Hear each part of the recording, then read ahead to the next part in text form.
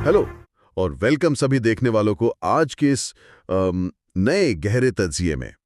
शुरू करने से पहले तमाम देखने वालों से गुजारिश है कि मजीद ऐसी वीडियोस के लिए the global insights YouTube channel को जरूर सब्सक्राइब करें।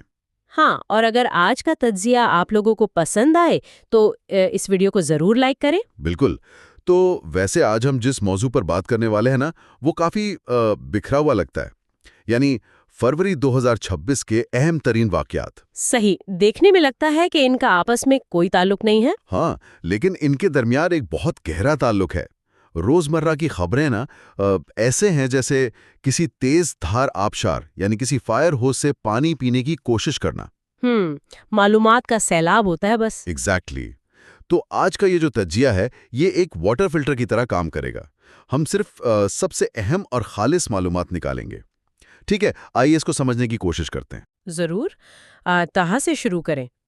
सबसे पहले इस्लामाबाद में जो इंडस एआई वीक 2026 हुआ है, वहाँ से देखते हैं। वहाँ एक ऐलान हुआ कि 10 लाख ऐसे नॉन आईटी पेशावर अफराद को आर्टिफिशियल इंटेलिजेंस की ट्रेनिंग दी जाएगी। 10 लाख? ये तो बहुत बड़ा नंबर है। हाँ, और सिर्फ यही नहीं, एआई में 1000 फुली फंडेड पीएचडी स्कॉलरशिप्स का भी ऐलान किया गया। ओह वाओ, अच्छा। और अगर सियासी पहलू देखें तो एहसान इकबाल जो फेडरल मिनिस्टर हैं, उनके तहत इस पर काम हो रहा है। और इशाक डार की बेटी की भी आर्टिफिशियल इंटेलिजेंस और स्पेशल इनिशिएटिव्स में शामूलियत की खबरें हैं। यहाँ सबसे हैरानकुन बात यह है कि पॉलिसी साज वाकई इसको सीरियसली ले रहे हैं। लेकिन मुझे एक बात समझ नहीं आई। 10 लाख आम लोगों को जिनका आईटी से ताल्लुक ही नहीं है, उनको एआई सिखाना एक अजीम आगाज जरूर है, पर क्या एआई आम इंसान की आवाज को दबा तो नहीं देगा? देखिए, यही तो असल पॉइंट है डीमोक्रेटाइजेशन का। जब आप नॉन आईटी लोगों को यानी किसान, असातिज़ा या छोटे ताजरों को एआई सिखाते हैं तो आप उनको ताकतवर बना रहे हैं। अच्छा, यानी उनको सिर्फ यूजर नहीं बनाना। बिल्कुल नहीं। और जो 1000 पीएचडीज वाली बात आपने की, उसका भी यही मकसद है।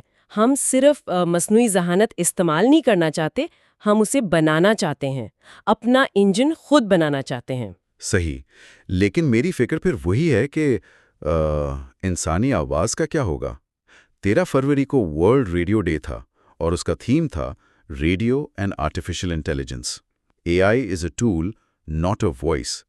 ये थीम बिल्कुल यही इशारा कर रहा है ना? हाँ, ये एक बहुत ज़रूरी वार्निंग है।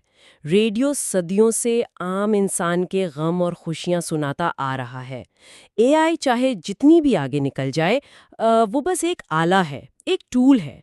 मतलब वो रूह नहीं डाल सकता कहानी में। एग्जैक्टली। इंसानी पहलू और आवाज़ की अहमियत अपनी जगह हमेशा कायम रहनी चाहिए। यहाँ आकर बात वाकई बहुत दिलचस्प हो जाती है, क्योंकि एक तरफ हम एआई से आलमी सतह पर जगह बनाने की कोशिश कर रहे हैं और दूसरी तरफ दिफा में भी यही हो रहा है। दिफा में आपका इशारा सोमालिया वाली डील की तरफ है। बिल्कुल, हम सोमालिया को जदीद JF-17 थंडर ब्लॉक 3 तैयारे बेच रहे हैं, आलमी दिफाई मार्केट में जगह बना रहे हैं। और साथ ही दिफाई वजीर ख्वाजा आसिफ 13 से 15 फरवरी तक जर्मनी में 62nd म्यूनिक सिक्योरिटी कॉन्फ्रेंस में है। म्यूनिक सिक्योरिटी कॉन्फ्रेंस तो आलमी सियासत का बैरोमीटर है। और वहाँ कॉन्फ्रेंस हो रही है, जबकि दूसरी तरफ ईरान का अमेरिका और इसराइल के खिलाफ एक जवाबी हमला होता है जिसका नाम वॉर फॉर द ट्रूथ रखा गया, या fury for the sake of justice. हाँ वही। और फिर यूनाइटेड नेशन सिक्योरिटी काउंसिल यानी UNSC में पैलेस्टाइन के हालात पर ब्रीफिंग चल रही है। तो मेरा सवाल ये है कि क्या आलमी माशियत और आलमी जंगें एक ही सिक्के के दो रुख हैं? क्योंकि 4 फरवरी को वर्ल्ड बैंक के प्रेसिडेंट अजय बंगा का दौरा भी सामने आता है। अगर हम इसे बड़े तनाजुर में देखें ना, तो ये सब बिल्कुल आपस में जुड़ा हुआ है। म्यूनिक जैसे फोरम्स और UNSC की ब्रीफिंग्स आलमी अदम इस्तेहकाम को जाहिर करती हैं, जिसमें ईरान और पैलेस्टाइन के मामलात सबसे अहम हैं आजकल। सही। और इस अफरा तफरी वाले माहौल में तैयारों की फरोख्त, जैसे सोमालिया वाली डील, ये एक मुल्क की दिफाई सलाहियत और असर और रसूख दिखाती है। अच्छा, और वर्ल्ड बैंक वाले दौरे का क्या मकसद है फिर इस सब में? देखें, जहां दिफा ज़रूरी है वहां आलमी मुआशी वाबस्तगियां भी ज़रूरी हैं। अजय बंगा का दौरा जाहिर करता है कि इकोनॉमी और सिक्योरिटी अलग अलग नहीं चल सकते। اور عالمی سیاست کی یہ جو بے یقینی ہے یہ کوئی نئی تو نہیں ہے؟ نہیں، بالکل نہیں۔ جیسے ابھی حال ہی میں سابق صدر ضیاء الرحمن اور سابق پی ایم خالدہ ضیاء کے بیٹے کی 35 سال کی سیاسی وابستگی کا ذکر سامنے آیا، یا پھر لیبیا کے سیف الاسلام غدافی جنہیں 2015 میں موت کی سزا ہوئی تھی اور جو آج تک ICC کو مطلوب ہیں۔ ہاں، یہ اگزامپلز بہت کلیئرلی دکھاتی ہیں کہ پرتشدد اور غیر یقینی سیاست کا انجام کیا ہوتا ہے، سسٹم کتنا انسٹیبل ہو سکتا ہے۔ اور اس انسٹیبل سسٹم کو بیلنس کرنے کے لیے ہی شاید ہم عالمی شخصیات کو نشان پاکستان جیسے ایوارڈ سے نوازتے ہیں، ایک سفارتی کوشش۔ بالکل، سفارت کاری ہی وہ واحد راستہ بچتی ہے عالمی کشیدگی کو کم کرنے کا۔ صحیح، لیکن عالمی کشیدگی تو اپنی جگہ ہے، تو ان سب کا اصل مطلب کیا ہے جب ہماری اپنی داخلی سلامتی زمین بوس ہو رہی ہو؟ آپ کا اشارہ ترلائی دھماکے کی طرف ہے؟ ہاں، 6 فروری 2026 اسلام آباد کے علاقہ ترلائی میں امام بارگاہ خادجۃ الکبریٰ میں ایک نہایت دردناک خودکش دھماکہ ہوا۔ بہت ہی بڑا سانحہ تھا وہ۔ اور دیکھیں نا، 31 یا 32 شہداء اور 169 سے زیادہ زخمی۔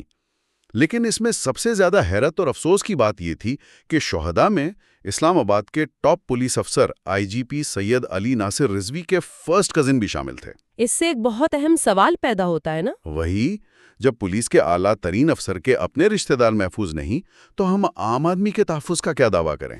دیکھیں، سلامتی کے اداروں کی تبدیلی دراصل اسی عدم تحفظ کا سیدھا نتیجہ ہوتی ہے۔ تبدیلی سے یاد آیا، دھماکے کے ارد گرد ہی 3 فروری کو راؤ عبدالکریم نئے IG پنجاب مقرر ہوئے۔ انہوں نے ڈاکٹر عثمان انور کی جگہ لی، جنہوں نے اس سے پہلے راجہ رفت مختار کی جگہ لی تھی۔ ہاں، ایک میوزیکل چیس کا گیم چل رہا ہے جیسے۔ اور ساتھ ہی نئے ڈائریکٹر جنرل FIA کی تقرری بھی ہوئی۔ لیکن مجھے ایک بات بتائیں، IG پنجاب اور DG FIA بدلنے سے کیا واقعی زمین پر عام ناگرک کے لیے کوئی فرق پڑتا ہے، یا یہ صرف کرسیوں کا تبادلہ ہے؟ میری رائے میں یہ صرف کرسیوں کا تبادلہ ہی ثابت ہوتا ہے، کیونکہ ایسے تبادلوں سے نیچے کا جو کمانڈ سٹرکچر ہے وہ بالکل ہل جاتا ہے۔ مطلب پالیسی کا تسلسل نہیں رہتا۔ ایگزیکٹلی۔ جب ایک آفیسر کو پتہ ہی نہیں کہ اس کا باس اگلے مہینے کون ہوگا تو وہ لانگ ٹرم سیکیورٹی پلاننگ کیسے کرے گا؟ اور اسی وجہ سے انٹیلیجنس ویکیوم پیدا ہوتا ہے جو ترلائی جیسے سانحات کا سبب بنتا ہے۔ یہ تو بہت المیہ ہے، اور اس المیے کے دوران ہم دیکھتے ہیں کہ 20 فروری کو world day of social justice منایا جاتا ہے۔ اس کا تھیم تھا empowering inclusion, bridging gaps for social justice. لیکن جہاں سلامتی نہیں ہوتی وہاں سوشل جسٹس کی باتیں صرف ہوا میں رہ جاتی ہیں۔ وہی نا، 5 فروری کا کشمیر سولیڈیرٹی ڈے دیکھیں، اس کا تھیم وائسز فار کشمیر تھا۔ تو ایک طرف ہم آواز اٹھا رہے ہیں اور دوسری طرف ہماری اپنی آوازیں دھماکوں میں دب رہی ہیں۔ دیکھیں، معاشرتی انصاف اور تحفظ آپس میں بہت گہرے جڑے ہوئے ہیں۔ اگر آپ بنیادی سلامتی نہیں دے سکتے تو سماجی انصاف کے خلا کو پور کرنا ناممکن ہو جاتا ہے۔ صحیح کہا۔ اور جب یہ نظام عام آدمی کو انصاف نہیں دیتا تو لوگ شاید کسی اور طرف دیکھتے ہیں، جیسے داخلی سیاست میں AJK کے سابق PM بیرسٹر سلطان محمود خودری کا ذکر ہو۔ ہاں، اور پھر جب سوسائٹی سے اعتماد اٹھ جائے تو انسان اپنے طور پر اصلاح تلاش کرتا ہے۔ جیسے وہ سابق فیلاڈیلفیا بلیک مافیا لیڈر کا اسلام قبول کرنا، ایک ذاتی اور روحانی تبدیلی کی چھوٹی سی مثال ہے یہ۔ بالکل، انسان کہیں نہ کہیں آ کر سکون ڈھونڈتا ہے جب ادارے اور سوسائٹی اسے فیل کر دیتے ہیں۔ تو اس سب مایوسی اور افراتفری میں سوسائٹی آخر اپنا حوصلہ کہاں سے لیتی ہے؟ یہاں ایک دلچسپ موازنہ پیش کرنا چاہتا ہوں۔ ایک طرف کھیل کا میدان ہے جہاں PSL 2026 چل رہا ہے، اور اس میں پیسہ پانی کی طرح بہایا جا رہا ہے۔ ہاں، اسٹیو اسمتھ 14 کروڑ PKR میں سیالکوٹ اسٹیلینز میں گئے ہیں، تاریخ کے سب سے مہنگے پلیئر۔ یہ تو ایسا ہے جیسے کسی لوکل تھیٹر میں ہالی ووڈ کا سٹار آ جائے۔ صحیح مثال دیا آپ نے۔ اور صاحبزادہ فرحان نے T20 ورلڈ کپ میں 2 سینچریز اور 383 رنز بنائے۔ ویسے ان سے پہلے 2014 میں احمد شہزاد نے بنگلہ دیش کے خلاف 111 بنائے تھے۔ تو کرکٹ میں تو بہت چکا چوند ہے۔ لیکن دوسری طرف ہماری ہاکی ٹیم ہے۔ نیشنز ہاکی کپ میں اتنی محنت کر کے رنرز اپ آئی اور ٹیم کو انعام کیا ملا؟ صرف 1 ملین PKR۔ ایک شخص کو 14 کروڑز اور پوری ٹیم کو 10 لاکھ۔ کیا کھیل اب صرف پیسے کا نام رہ گیا ہے؟ ویسے اگر سرمایہ دارانہ نظام کو دیکھیں تو ہاں، کرکٹ اب کمرشل طاقت بن چکی ہے، جبکہ ہاکی ہماری سخت محنت اور لگن کی علامت ہے۔ بالکل، مطلب ہم محنت سے زیادہ اٹینشن کو پیسے دے رہے ہیں۔ بالکل، لیکن اس سب کے باوجود کھیل ایک ایسا برج ہے جو لوگوں کو جوڑتا ہے، جیسے شری لنکا کے پریزیڈنٹ انورا کمارا ڈسانائکے اور ہمارے انٹیریئر منسٹر محسن نقوی کی جو ملاقاتیں ہوئی ہیں۔ ہاں، اس سے خطے کے تعلقات بہتر ہوتے ہیں۔ ایگزیکٹلی، عالمی اور داخلی بحرانوں کے باوجود کھیل اور ثقافت ہی ہیں جو معاشرے کو زندہ رکھتے ہیں۔ ثقافت سے یاد آیا، فروری کے مہینے میں کچھ ایسے عالمی دن بھی تھے جو انہی چیزوں کو ہائی لائٹ کرتے ہیں۔ جیسے 2 فروری کو ورلڈ ویٹ لینڈز ڈے تھا۔ اس کا تھیم بہت اچھا تھا، wetlands and traditional knowledge celebrating cultural heritage. ہاں، اور پھر 4 فروری کو ورلڈ کینسر ڈے، جس کا تھیم یونائٹڈ بائی یونیک تھا۔ یہ سارے دن دراصل ہمیں آپس میں جوڑنے کا کام کرتے ہیں۔ اور 21 فروری کو انٹرنیشنل مدر لینگویج ڈے، وہاں تھیم تھا یوتھ وائسز آن ملٹی لنگول ایجوکیشن۔ اگر آپ ان سب کو جوڑ کر دیکھیں نا تو انسانی ثقافت، کھیل اور ہماری زبان ہی وہ واحد چیزیں ہیں جو ان مصیبتوں کے وقت ایک عام ناگرک کو ٹوٹنے سے بچاتی ہیں۔ یہ بہت خوبصورت بات کی آپ نے۔ تو اگر ہم آج کے اس پورے گہرے تجزیے کا نچوڑ نکالیں نا تو دیکھیں کیسے اے آئی کے عالمی انقلاب اور ان 10 لاکھ عام لوگوں کی ٹریننگ سے بات شروع ہوئی۔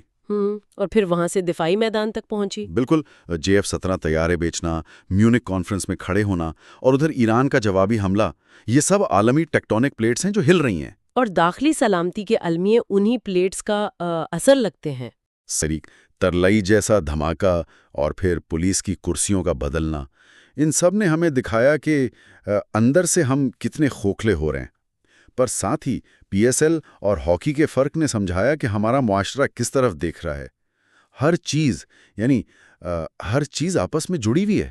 واقعی یہ تجزیہ کافی آنکھیں کھول دینے والا تھا۔ لیکن ختم کرنے سے پہلے میں دیکھنے والوں کے لیے ایک نیا اور تھوڑا گہرا سوال چھوڑنا چاہتا ہوں۔ ضرور۔ دیکھیں، اگر ہماری بنائی ہوئی مصنوعی ذہانت یعنی AI اتنی تیزی سے سیکھ رہی ہے اور دوسری طرف ہم انسان اپنی عالمی اور مقامی جنگوں میں وہی پرانی غلطیاں دہرا رہے ہیں، تو کیا اصل مسئلہ ٹیکنالوجیکل نہیں بلکہ انسانی فطرت کا ہے؟ یہ پوائنٹ تو واقعی سوچنے والا ہے۔ کیا مصنوعی ذہانت ہمیں سماجی انصاف سکھا سکتی ہے، یا یہ بھی ہماری خامیوں اور انہی تعصبات کا آئینہ بن جائے گی؟ یہ سوال ہم سب کو اپنے آپ سے پوچھنا پڑے گا۔ مجھے لگتا ہے اس سوال کا جواب آنے والا وقت ہی دے گا، مگر تیاری آج سے کرنی ہوگی۔ بالکل۔ اس گہرے تجزیے کو یہیں روکتے ہیں، لیکن آخر میں تمام دیکھنے والوں کو دوبارہ یاد دلاتے چلیں کہ وہ ضرور دی گلوبل انسائٹس YouTube چینل کو سبسکرائب کریں۔ اور اگر آپ کو یہ گفتگو پسند آئی تو اسے لائک کرنا مت بھولیے گا۔ تب تک کے لیے اپنا بہت خیال رکھیے۔ مزید گہرے تجزیوں کے لیے جڑے رہیں۔ خدا حافظ۔